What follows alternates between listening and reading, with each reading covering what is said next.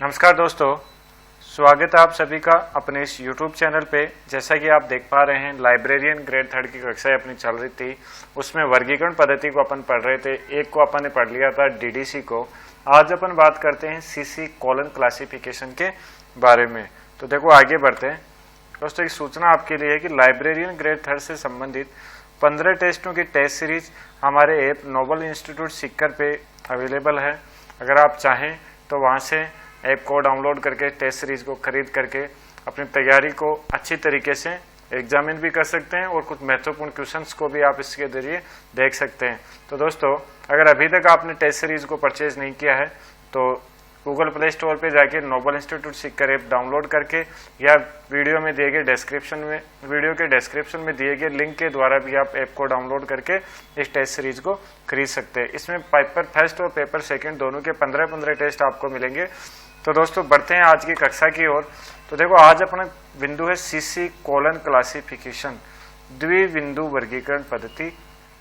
अब देखो सबसे पहली बात तो ये आती है कि इस पद्धति के प्रणेता कौन थे। तो देखो डॉक्टर SR रंगनाथन थे, वो इस पद्धति के प्रणेता थे, या कह सकते हैं कि इस पद्धति का विकास डॉक्टर SR रंगनाथन ने किया था।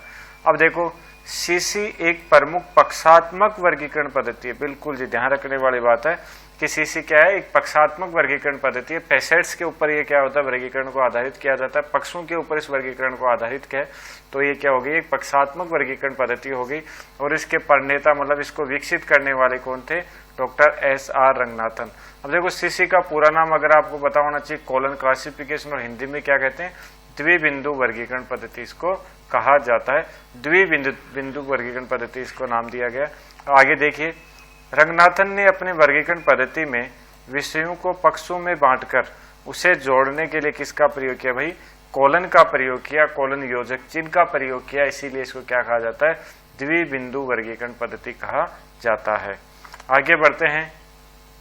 द्विबिंदु वर्गीकरण पद्धति में देखो कि CC के 7 संस्करणों को 3 वर्गों में रखा जाता है।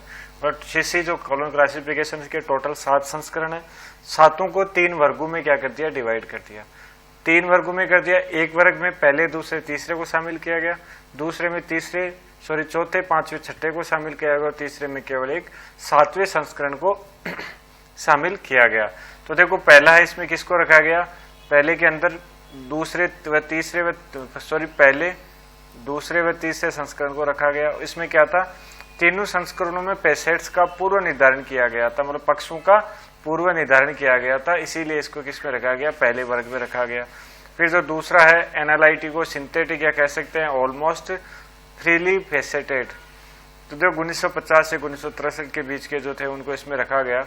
तो इसमें चौथे, पांचवें व छठे संस्करण को रखा गया। चौथे, पांचवें व छठे संस्करण को इसमें रखा गया आपके दूसरे वर्ग में।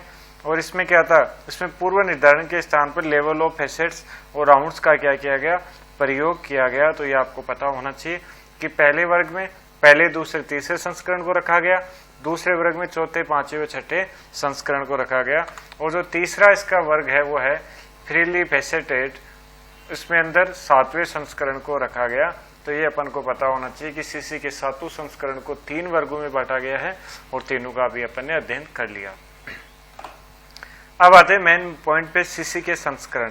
प्रत्येक संस्करण के बारे में विस्तार से जानते हैं। सबसे पहली बात आती है प्रथम संस्करण। कब प्रकाशित हुआ भाई, 1933 के अंदर हुआ।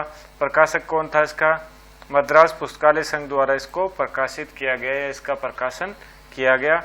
अंग्रेजी के कैपिटल अक्षरों का इसमें प्रयोग किया गया, मतलब कह सकते हैं कि अल्फाबेट के जो कैपिटल अक्षर थे उनका प्रयोग इसमें किया गया। आगे देखिए, पक्षों को जोड़ने के लिए एकमात्र चिन्ह कोलन का प्रयोग किया गया। बिल्कुल साहब, कोलन चिन्ह का प्रयोग किया गया जोड़ने के लिए। और अंकन कैसा, मिश्रित अंकन का इसमें प्रयोग हुआ था।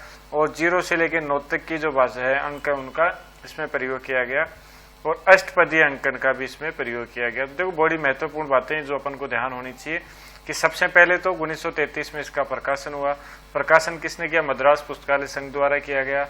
अंग्रेजी के कैपिटल अक्षरों का इसमें प्रयोग किया गया, कोलन चिन्ह का इसमें प्रयोग हुआ है, मिश्रित अंकन का इसमें प्रयोग हुआ है। मिश्रित अंकन का प्रयोग इसमें हुआ है देखो, क्योंकि अल्फाबेटिक जो अल्फाबेट है, कैपिटल अल्फाबेट का भी प्रयोग हुआ है, स्मॉल का भी प्रयोग हुआ है, 0 से 9 का भी प्रयोग हुआ है, और कोलन का भी इसमें प्रयोग हुआ है।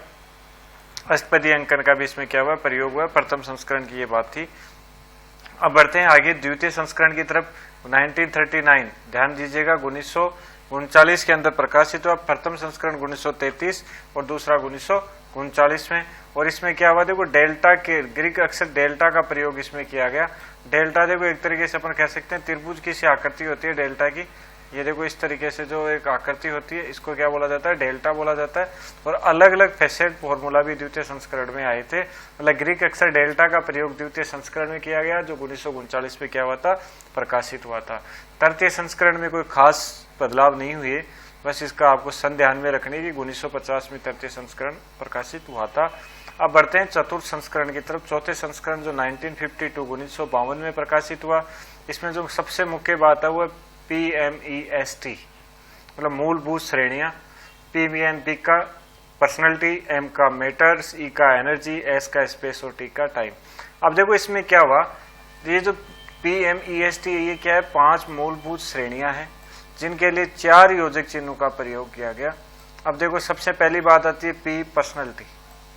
पर्सनैलिटी व्यक्तित्व है, कोमा का प्रयोग किया गया इसके लिए, मतलब कोमा लगा हुआ मतलब व्यक्तित्व का प्रयोग हो रहा है। मैटर पदार्थ को हो गया, पदार्थ के लिए सेमीकोलन का प्रयोग किया गया। देखो बिल्कुल ध्यान दीजिएगा, 5 मूलभूत श्रेणियों के लिए 4 योजक चिन्हों का प्रयोग किया गया।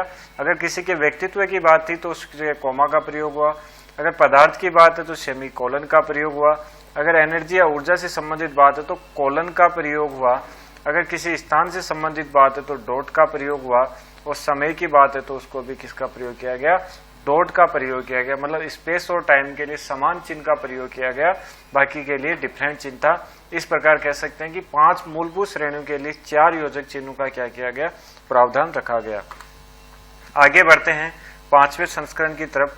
तो 5वां संस्करण 1957 में प्रकाशित हुआ और इसकी मुख्य विशेषता ये थी कि इसमें फेज रिलेशन का प्रयोग शुरू किया गया। भाई फेज रिलेशन का प्रयोग सीसी के 5वें संस्करण में शुरू किया गया और ये संस्करण भी 2 भागों में प्रकाशित हुआ, एक बेसिक और डेप्थ। अब देखो बेसिक और डेप्थ में क्या था कि बेसिक तो उसी टाइम पे प्रकाशित हो गया था, लेकिन जो डेप्थ संस्करण था ये भी बहुत लेट 2012 के आसपास प्रकाशित हुआ था, तो ये भी अपन को ध्यान में रहना चाहिए। नेक्स्ट अगला है छठा संस्करण। छठे संस्करण की बात करें तो 1960 में ये प्रकाशित हुआ, छठा संस्करण 1960 में प्रकाशित हुआ और उसमें टाइम फैसेट के लिए डॉट की जगह सिंगल इन्वर्टेड कोमा का प्रयोग हुआ। देखो क्या कहना चाह रहा है, वापस एक थोड़ा पीछे चलते कि यहाँ पे टाइम के लिए भी देखो डॉट था ना, इस डॉट की जगह सिंगल इन्वर्टेड कोमा का प्रयोग किया गया था छठे संस्करण के अंदर। ये अपन को देखो यहाँ पे स्पेस के लिए भी डॉट था, ये देखो डॉट स्पेस के लिए और डॉट इस समय के लिए, तो टाइम के लिए डॉट की जगह सिंगल इन्वर्टेड, देखो ये सिंगल इन्वर्टेड कोमा है उसका प्रयोग हुआ। और 1963 में क्या हुआ, छठे संस्करण का संशोधित करके रीप्रिंट हुआ 1963 के अंदर। आगे है 7वां संस्करण। देखो 7वां संस्करण 1987 में प्रकाशित हुआ। संपादक कौन थे, नील मेघनन महोदय, गोपीनाथ और सीता रमैया जी, बिल्कुल देख लीजिएगा जी, ये इसके संपादक है नील मेघनन, गोपीनाथ और सीता रमैया। इसमें बेसिक क्लासेज के लिए स्मॉल शेड्यूल्स प्रदान किए गए, छोटे छोटे शेड्यूल्स इसमें क्या कर दिए गए, प्रदान किए गए। और स्लेश का प्रयोग भी 7वें संस्करण में किया गया, उससे पहले स्लेश का प्रयोग नहीं हुआ था। आगे बात करें तो 7वां संस्करण सैद्धांतिक रूप में ही मौजूद है, व्यवहारिक रूप में उपलब्ध नहीं। बिल्कुल ये ध्यान रखने वाली बात है भाई, कौन सा संस्करण सैद्धांतिक रूप में मौजूद है, व्यवहारिक रूप में नहीं है, तो वो 7वां संस्करण है, उसकी ये बात हो रही है। आगे बात करते हैं 5 मूलभूत श्रेणियां कौन कौन सी है। देखो जैसा कि अभी अपन ने पीछे चर्चा की थी, PMEST, P का मतलब पर्सनैलिटी जिसको हिंदी में व्यक्तित्व बोला जाता है, M मैटर पदार्थ, एनर्जी ऊर्जा, स्पेस जगह या स्थान, टाइम काल, ये तो थी PMEST का मतलब। इनके लिए अलग अलग योजक चिन्हों का प्रयोग किया गया था, जैसा कि अपन ने पीछे अभी पढ़ा है। आगे बात करते हैं अंकन की। तो देखो जैसा कि अपन ने पहले भी पढ़ा था कि सीसी में मिश्रित अंकन का प्रयोग किया गया है। अब एक बात आती है, देखो अपूपा सिद्धांत। देखो ये अपूपा सिद्धांत डॉक्टर रंगनाथन द्वारा दिया गया था और संबंधित किससे था, वर्गीकरण से संबंधित था। और देखो जो विषयों के जो पारस्परिक संबंध है उसको इसमें वर्णन किया गया है। और एक चीज जो महत्वपूर्ण है कि सीसी में बहु विभाजन को अपनाया गया था, बल्कि DDC में जैसा कि अपने लास्ट क्लास में पढ़ा था 10 विभाजन पद्धति को अपनाया गया। तो दोस्तों ये थी अपनी आज की छोटी सी कक्षा जिसमें अपन ने सीसी के बारे में पढ़ा। दोस्तों ऐप पे 15 टेस्टों की टेस्ट सीरीज उपलब्ध है।